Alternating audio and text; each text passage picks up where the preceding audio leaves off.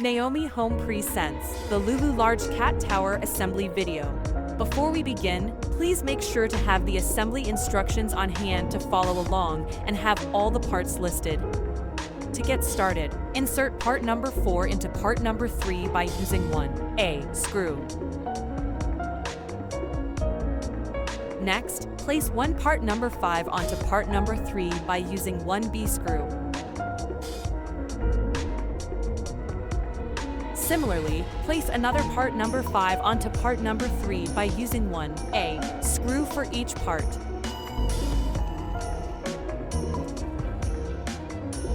Now, place part number 2 on top of part number 4. Use 3A screws to connect part number 2 onto part number 4 and both parts number 5. Place part number 1 on top of both parts number 5. Secure part number 1 in place by using 2A screws.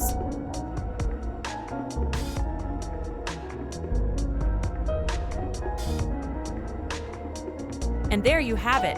Your large cat tower is complete and ready for use. Thanks for watching. Please like, subscribe, and share for more Naomi Home content. You can find the product link and more in the description below.